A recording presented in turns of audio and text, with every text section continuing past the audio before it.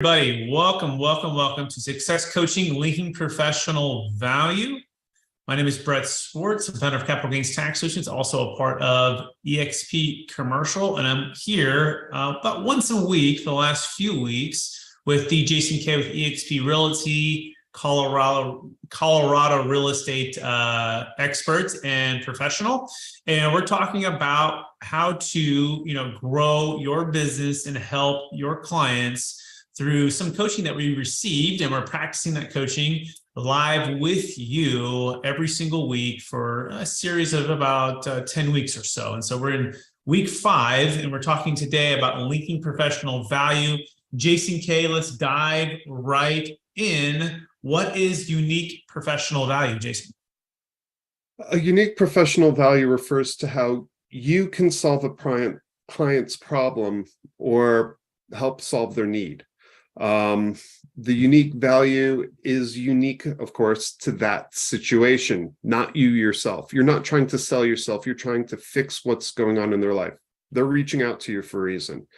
So don't be selfish. It's not about you. Can you or your service help someone get what they want?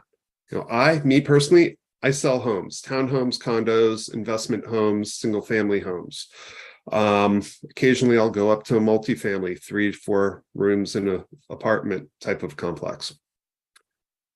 So what is it that I do? Well, I just don't open doors. I just don't find doors. You can do that on your own. Well, finding the doors.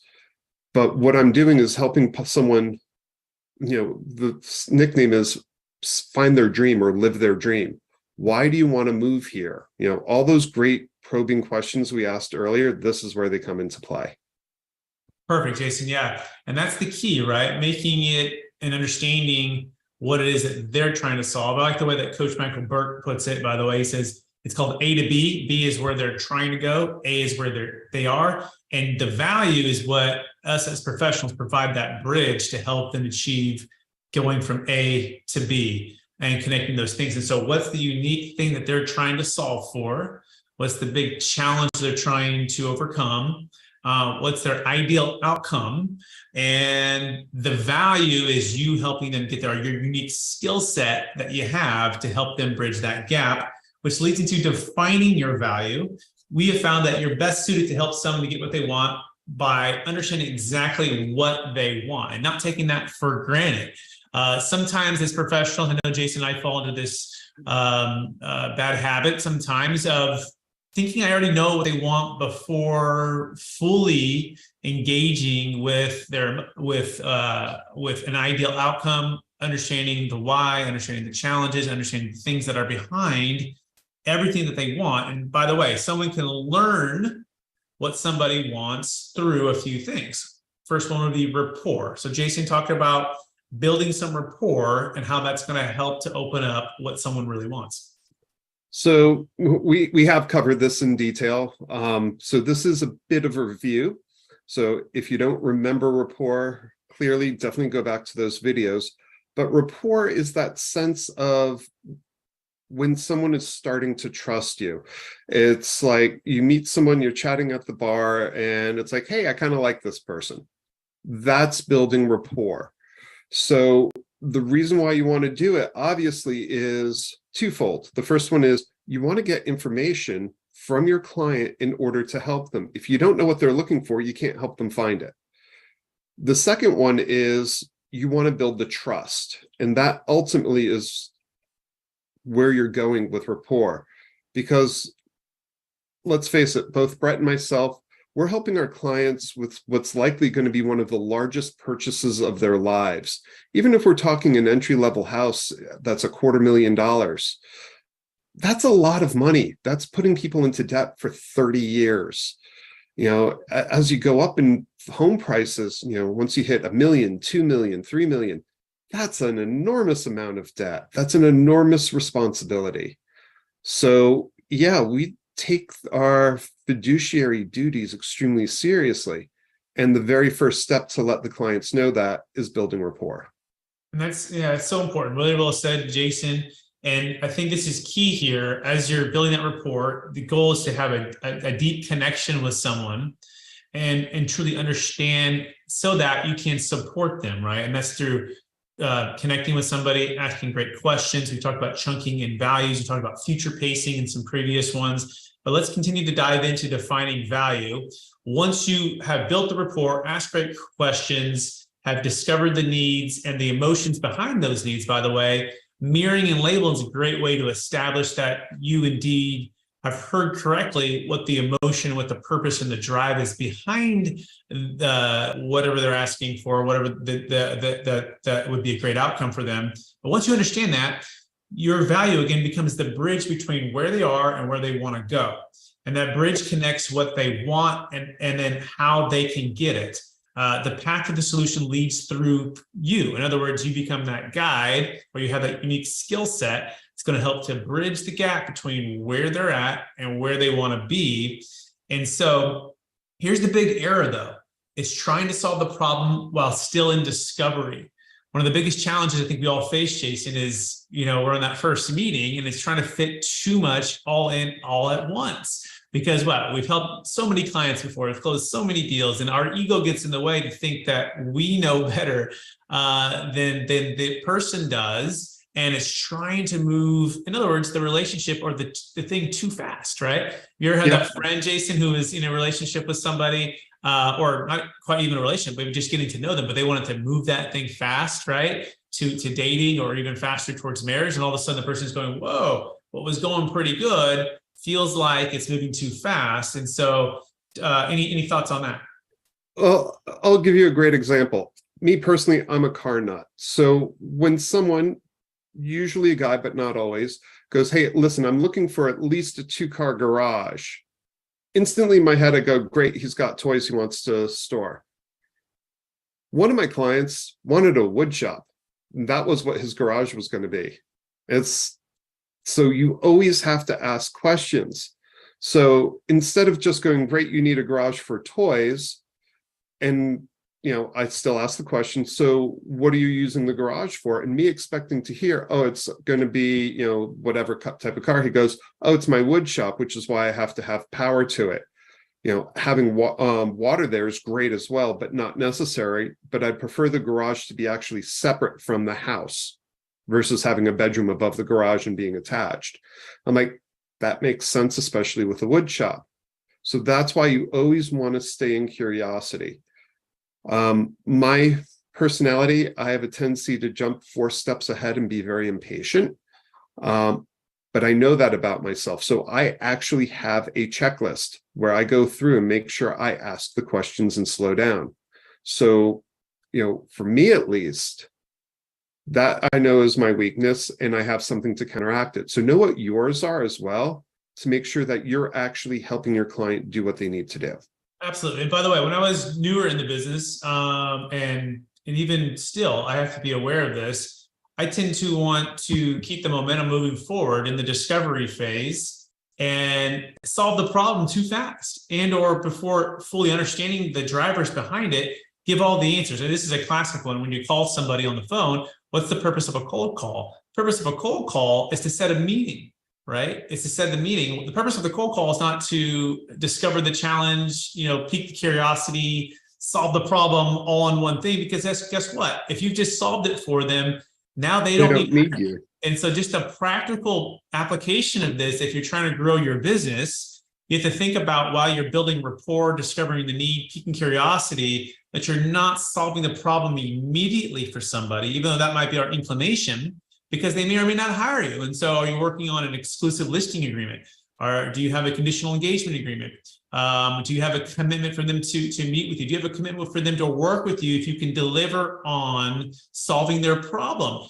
Have you discussed how and where what that would look like as regards to fees and expectations there? And so these are all the practical things. It's not just about, of course, it's about solving the challenge for the client, but it's also having that boundary so that you can actually get paid to be able to work with more people. And so if you can solve the problem before they hire you, guess what? Why would they hire you? And so it's so important to make sure that you're not moving too fast during the discovery phase. Okay, so let's move on to the next part, Jason, which is when to say no. So if you understand what they want, But let's imagine you can't help them, right? For example, let's just say, hey, I find out one of my clients, by the way, I have clients in Colorado, so this is a good example, and they want to buy a house, right? And you're like, you know what? I've been to Colorado a couple times. I've never represented somebody there buying a house. Yes, I've sold, $500 million of deferred sales trust and commercial real estate, multifamily properties, and mostly in Sacramento, and across the country with other things. But specifically, guess what? I can't help you, even though you want me to help you. Here's the key. I want to refer it out to someone like Jason K, who can help, because guess what? Two things. It's outside of my scope of practice and expertise. It also goes into a little bit deeper. In other words, it can also become unethical because I'm not going to best represent them. Even though emotionally they might want me to help them represent them, guess what? It's outside my practice. Now I can get a referral fee and I can work with Jason to make sure they treat, and do a great job for the client. But I've got to know when to say no to somebody, not let my ego get in the way when it's outside of my scope of practice. Jason, what do you think about that? Absolutely. I had a client who wanted to buy a small boutique hotel. If you remember what I said earlier, I don't really sell things like that. So I can't help you. The contracts are different. I'm a residential, not commercial agent. And guess what? They were looking at areas that were more than an hour and a half away from me. I don't know the market. I don't know what's going on, especially in commercial. So there's no way I could help them. But what I did, they're like, no, we want to work with you. You really know how to negotiate. I go, fine. So I called up a commercial agent and went, listen, I have a client. They're like, I love doing that. And they literally interrupted me and they go, I'm like, I didn't even say, they're like, they want to buy a piece of commercial property and want to work with you. I'm like, yes. They're like, yeah, we do a lot of that. So that's the type of thing that it works perfectly. If I tried to stumble through it, no one would have been happy. Another thing is when you have a client that blasts into town and they're like, oh, I'm going to buy blah, blah, blah, and they're just rude, or it's like, well, listen, if you want to see this property, the showing instructions are, we need to have proof of funds. It's like, well, I've got them. I'll have my whoever send them to you. It's like, great, but we have to have that before I can make the appointment. Get a call. Why haven't you set the appointment? You haven't sent the files over yet. We have to have the file to do this. I called the agent. They said, absolutely must have to have the file. I'm sorry. Or better yet, here in Boulder, we're highly restricted on what we can do with short-term rentals, like an Airbnb. I had a client whose daughter's going to school here. He absolutely said it has to be like this. I go, listen, the law says you can't do that. What we can do is this, this, or this. Do either of those work for you? And he went, oh, that's stupid. I went, I can't help you. And then I'm sorry, neither can anyone else because you legally can't do what you want to do. I ended up not working with that client. That was $1 million sale. Did it hurt? Not really, because he was never going to be able to buy anything. So all it did was keep me from wasting my time and frustrating him. Absolutely. So knowing that up front is huge. Yep, knowing that upfront is huge, and being aware of that before you're spinning your wheels. So now let's talk about and dive right into linking professional value. So we kind of did the premise here. So there's really 5 steps to this. Okay, 5 steps to this. Number 1 is discover the need. Discover the need. Number 2 is clarify the need and the ideal outcome while checking for positive feedback. So we've kind of talked about the need. But let's talk about this one right here, Jason. I think this is so key, that you're not assuming you understand the need, you're actually clarifying the need. And it might be something along the lines of, it sounds like, it seems like, it feels like X is the need, or X is the ideal outcome, right? And then checking for positive feedback. And what that means is body language, that means tone, that means affirmation. Yeah, that's exactly right. Or, how are you making sure that you understand the need before you move to the next step? So we want to make sure there's positive feedback and agreement, and we want to make sure we're not going out of order on these steps, because guess what? There could be 2 or 3 or 4 other needs or wants, right? Or it could be the spouse, or it could be a business partner, or it could be something that's outside of just buying the house, or the capital gains tax exit challenge, or in the investment. And you want to make sure you're spending a good amount of time in the discovery, in the challenges. And so what? So you can help them more and deliver more value, because you're not just solving one challenge, you're solving two, three, four, ideally things that they weren't even necessarily thinking about until you took the time and the patience and the thoughtfulness to ask great questions and spend time diving deeper versus just on the surface. Jason, any thoughts on that? Absolutely. I mean, in single family homes, it could be as simple as reading back, oh, I'm looking for a 3-bedroom, 2-bath house, about 1,500 square feet. Great. Out of curiosity, what are you using the 3 bedrooms for? Well, I've got my primary, I've got a guest room, and then I've got a home office or kids or whatever it is. So whatever it is, you read it back to them and go, I just want to understand this. You're looking for a 3-bed, 2-bath, about 1,500 square feet, right? Not only is that a tie down, but it's clarifying what are they looking for. If it's that home office, it's like, okay, will the home work if it's a 2-bedroom with a spare office that's not a legal bedroom? Well, yeah. Okay, so do you want me to set up a search for 2 bedrooms so we can find more homes that may fit? There will be a lot more that won't, but there will be some that you'll otherwise miss. No, just do 3 bedrooms. Okay, fine. Whatever the answer is, it doesn't matter. But you're getting buy-in and you're showing not only that you're hearing them, but that you understand what they need. And that's the huge part on the agreement and the clarification. Very well said, which leads to the next part of the 5-step of, we call it actually it's called the NLP 5-step sales process that Eli taught Jason and I during Success Coaching breakout. And this next one is called Future Pace the Ideal Outcome. What they ultimately want, and check for positive emotion. So you've clarified the need, and then we do what's called future pace the ideal outcome. And future pacing, if you remember from a few weeks back or look at the other videos, we talked about basically painting a picture of, imagine you are, 6 months, 12 months, you've closed on the house, you've closed on the real estate, you've closed on the exit plan. What would have to happen for you to feel amazing about the outcome? And or what would you make sure would not have had to happen to feel amazing about the outcome, right? Was it within good walking distance to a park for, my wife and I, we're fostering some dogs now. We got 2 dogs with our kids. And guess what? We wanted the opportunity to be able to walk them in a nice neighborhood, a safe neighborhood. Is the cash flow for the investments going to offset the time and expenses you have to do with running your business? Right? What does that look like? Is it going to be enough margin for your new lifestyle when you're moving and wanting to travel more? Whatever that thing might be, you want to help them imagine that and say, what would it be if we achieve that, and then also check for positive feedback. Any other thoughts on future pacing there and ideal outcome, Jason? No, I think you nailed it perfectly. And I'm just going to jump into the next piece, which is number 4. That's link yourself to that ideal outcome or solution. Basically, what you're doing is, this is where your unique value proposition comes in. This is why they need to hire you, or why my clients need to hire me, because I'm going to show them how I get them from point A to point B and why I'm the bridge that will get them there. That is the single most important thing, because if you have already solved the problem, they don't need you. And if you haven't shown how to solve the problem, they're not going to pick you, because they're going to choose someone else who does it. So this step is absolutely critical. And it is so personalized that every time I do it, it's different, because everyone's need is different. It's like, I need to move in and be in my home in 9 days. It's like, okay, great.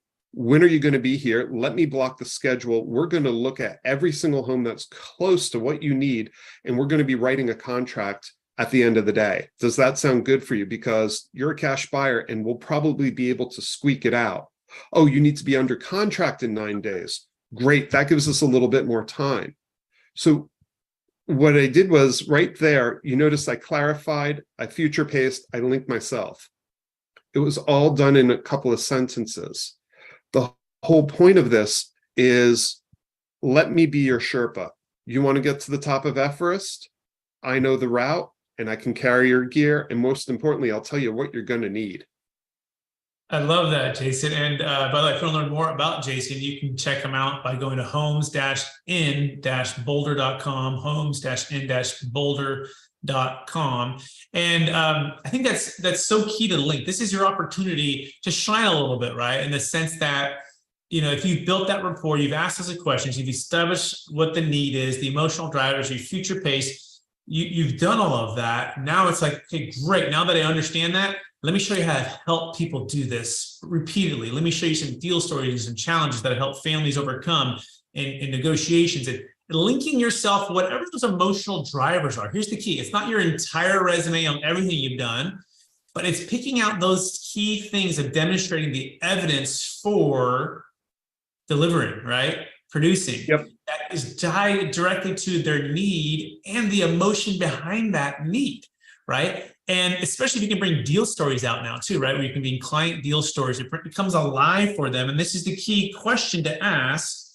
So if I could help you achieve X need plus emotional driver, selling your highly appreciated asset for the highest price and the best terms, and being rid of the toilets, trash, and liability, which just drains you of your energy and your stress and your time to be able to spend doing the things that you really want to be doing in retirement or the next phase, next chapter of your life. Would that be of value to you? Would that be worthwhile? Would that be helpful? Would that be important? Would that be significant for you? And so it's basically an if then, and you as the link to doing that outcome. Again, not providing the how, just stating what the outcome will be and using those terms. And so if I could help you achieve or have this outcome, plus, again, rid of the emotional challenge or the positive emotional outcome, right? Because guess what? All buying decisions are made through positive emotions. There's typically the challenge that gets the client or the prospect or somebody to the door to meet with you, but they actually make the buying decisions based upon positive emotions, right? The outcome of once that is gone. And so we want to make sure you're moving forward in a positive way. Jason, any thoughts on any of that? For me, staying in the positive is so huge. It's one of the reasons why I close the way I do and as efficiently as I do, because people want to be happy, generally speaking. If they're unhappy, they want to get happy. If they're happy, they want to stay happy. So stay in that positive space. It really, really helps. It's taken me quite a while, especially coming from the East Coast, to lose some of the snarkiness and sarcasm. But let me tell you, my business has exploded because of it. Is it still there? If I'm out at the bar, hanging out, having a good time, sure, I'll occasionally drop a snarky comment. But in business, almost never. A great example is, instead of no worries, I say it's all good. I didn't come up with that. I stole it from a friend. But the whole point is just listen to it. It's all good. It sounds so much better than no worries. Worries, why am I worrying? That also speaks to the subconscious. The subconscious doesn't understand negatives. So by staying positive, you're talking both to the conscious and subconscious. I was just in a class, and it was something like 2 million bits per second of data gets processed by the subconscious. The conscious, about 136 bits per second. So if you can connect to that subconscious level, which is a lot of what we're doing here, it's huge. And that's a big step of it. And that helps you with the close. And there's tons of closings, and we'll get into that in a little bit too. Yeah, we're getting into closings probably on the next rate. And so, by the way, here are some other things that someone might ask you, or you might not necessarily be aware of, but you should write these down. Okay, I'm going to give you a rapid fire, some of the tools or some of the things that you bring to the table that you might not even be aware of. And then someone says, well, what value do you provide, or how do you link that? And you might have these things. First of all, your skills, your ability to ask useful, powerful questions. The direct output or the outcome of your business and the ability to help somebody and deliver on your highest and best gifts and strengths that you've been giving to help somebody is in direct correlation to your ability to ask useful, powerful questions. Ask great, useful, powerful questions. Guess what? Get amazing outcomes. Okay. Number two, ability to comprehend the needs, wants, deal breakers of the client. And I think this is the EQ, right? The EQ, where you're emotionally able to connect, comprehend, understand, come alongside of them on their needs and their wants, and the deal breakers, the things that would keep them up at night. You know, a couple questions. I just went to the family office club, and one of the gentlemen who's raised, I think he raised $2 or $3 billion. He's just a phenomenal capital raiser for commercial real estate assets. He talked about asking two questions. Number one, he always asks, what are the one or two things that if you do this deal, you think might keep you up at night? Number two, what are the one or two strengths that you believe you see in me or my company that's going to help you achieve the outcome that you want to achieve? See, it's useful, and these are powerful questions that are always delivered for him in the discovery phase. And this is going to help him to go exactly where he needs to go to deliver the value for the client. Next thing, your skills, the ability to discover win-win outcomes, win-win outcomes. Instead of A and B, think A, B, C, D, E.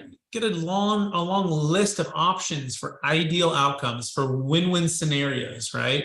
I think this often comes up during fee discussions, Jason, where someone's like, well, the fee is this, or what's your fee? It's like, well, let's take a step back. What's the purpose of fees? And what we're also going to talk in the future videos, how to overcome objections, and one of the major ones being, oh, your fee is too high. But just kind of teasing for that. I want Jason to touch on the tools. So Jason, as well, what other tools might a real estate professional like yourself, myself, have to offer our clients? So this is where you get to sell yourself. This is your education and your certifications, your experience, your competencies. So when I talk about myself on my second meeting with my clients, before I get into what the market looks like, what their goals are, how it is that works, I couch them and go, hey, listen, just so you know, I spent 18 years as a mechanical engineer. I got my master's while working full-time in Columbia. I got my master's from Columbia while working full-time in Bell Labs, where I earned most of my 35 patents. Most of that's not really useful to the clients, but it does several things. A, I've got a master's degree. Okay. B, that means I can go through school. B, I've got patents. People are really impressed by that. God's honest truth is I could probably teach almost everyone who's watching this video how to write a patent in about 20 minutes. 35. Oh, that's a lot. Well, you should never compare yourself to anyone, but my mentor who taught me how to write patents has over 5,000. So the whole point of this is, I know people are impressed by this. So they'll now listen to what I say a little bit closer, which is why I drop it in there. Okay, you're saying you don't have patents and you haven't gotten a master's degree. Fine. What do you have? Oh, I've been selling real estate for 35 years. That's pretty impressive. Oh, I've sold a $15 million home, or I have sold over $100 million worth of whatever it is. That's your lead in. That will make people listen to you as being the expert, because that talks to it. Now, your competencies, it's like, oh, hey, listen, I just did this last week or last month, or I just helped a client do exactly what you've been doing. Or if it's been 5 years ago, it's like, I had someone exactly in your same situation, and this is what we did to help. Does that sound good to you? So your relevant knowledge is where you sell yourself and is incredibly important. Very and well that said. leads right into the resources. And I'll let Brett talk about some of the resources that you have Absolutely. to do that. And by the way, as we're going through this is a good exercise for you to write down and take 5-10 minutes. Your skills, your relevant knowledge, and your resources are the three categories we're talking about here. And the last one is the resources, right? So your ability to solve or ability to work well with others to solve problems, right? Your ability to work well with others to solve problems. I grew up playing basketball and football, and played basketball in college. And so it naturally kind of comes out at times when I share that. And when I share that, I think people appreciate it because it gives them an opportunity to see, yeah, I can work well with others under like a high, pressure situation. And maybe your memberships or the communities that you're in, or your network.